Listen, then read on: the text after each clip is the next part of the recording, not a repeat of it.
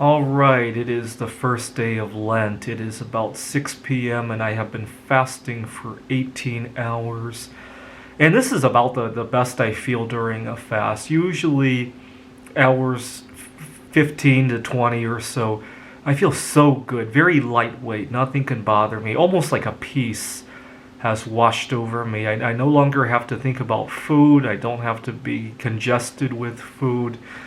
And there's another reason that I love fasting.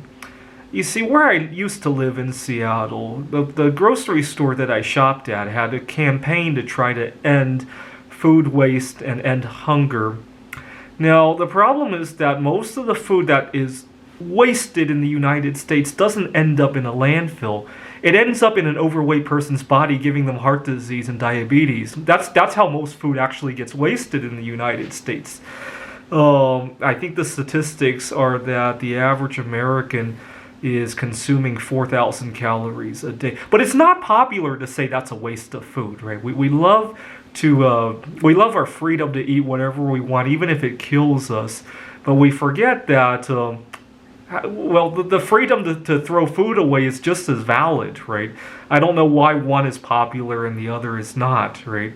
It's kind of like, try telling anybody during the pandemic, maybe we shouldn't poison our immune systems, eat so much sugar and trans fat and turn our bodies into a vector for disease. If you even hint at that, people will say, it's my freedom to poison myself. Well, you know what? A lot of people are giving up a lot of freedom. You think going out and not being able to go out without wearing a mask and having to stand 6 feet behind somebody, is that not an infringement on your freedom? It's so weird the way we like to put it. But I think we all have a responsibility to not waste food, and especially waste it in a way that also waste ourselves away, right?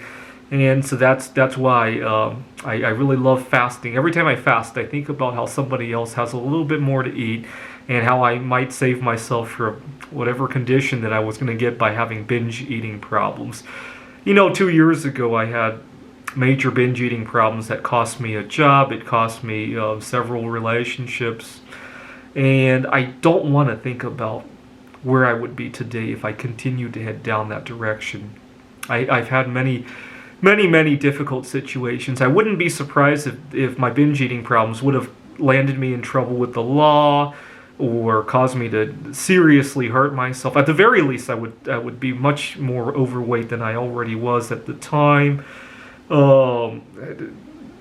Job kind of problems. Maybe I'll be living out on the streets, and I don't want to think about that. That's how bad, at least the trajectory of my binge eating was going, if I wasn't already there.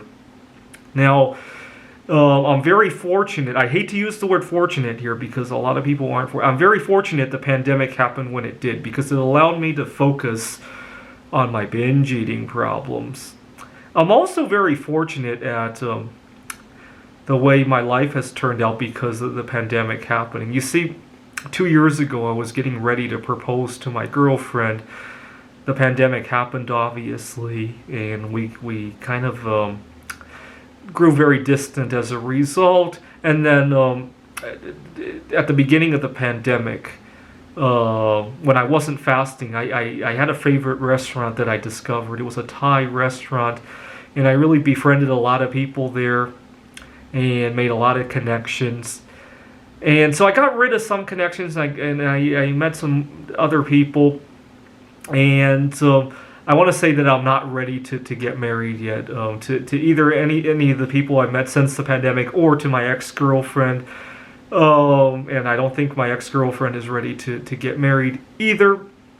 But I'm hesitating now because it seems like as I grow older and wiser, well, I shouldn't use the word older, but as I put more years of wisdom on me, right, and potentially have my body grow younger, right, I keep thinking that, I could do better, right? I'm never satisfied with the circle of friends I have. I always think I can do better. That's a big problem because marriage is kind of at odds with that idea, right? But I'm very fortunate to have had my eyes opened up as a result of the pandemic.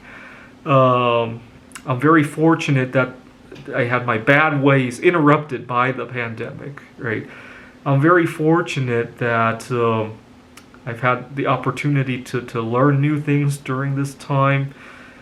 One of my favorite movies when I was growing up was Home Alone, particularly Home Alone 2. And Kevin gets lost in New York, and then he has the best time of his life. And I like to think the pandemic is kind of like that, right? I get lost during the pandemic, and then I find myself, I have the best time of my life. Or we should do a Home Alone, what would it be now, 5? Lost in Quarantine. Or we need to do a movie like that. That's how I feel about this current situation. Another parallel that I draw is if any of you guys watch South Park, there was an episode where fireworks had gone awry, and the entire country was covered with smoke, and Cartman has a good time at the swimming pool. I think the episode is called Summer Sucks. Cartman has a good time at the swimming pool with nobody to bother him, and he learns to swim all on his own. And then the fireworks are put out, and everybody goes back to the swimming pool, and Cartman is really disappointed. Oh, it's all over. I feel a little bit like that. Oh yeah, and then they did an episode on the pandemic, and Cartman is singing ecstatically about social distancing, and I feel like that too. Although I'm trying to use this time to get over some things that I can, and then when we go back to social life, see, if I use this time to get used to the idea of going to 25% capacity events, and then we go back to 100%, it'll be like having a stepping stone. This is like the opportunity of a lifetime for people like me. Oh yeah, there was another parallel that I drew.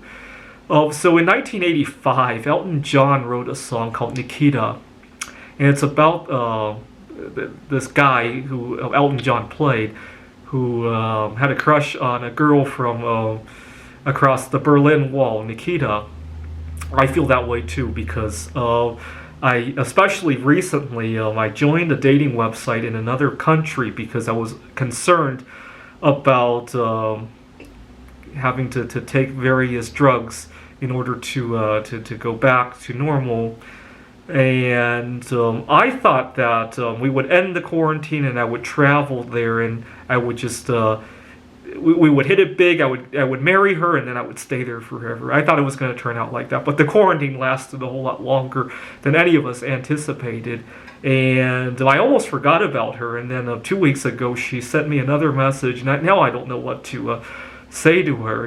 That I can't go there yet. And so it's like Elton John's story, except instead of a Berlin Wall, it's a disease, right? We need to do a Nikita 2.0, right, for the events of this year. I'll probably write another version of that song. Anyways, feeling very blessed, and maybe I should share some of the excess food that we have in this country by going on a fast for a day or two. Right? Thanks for watching.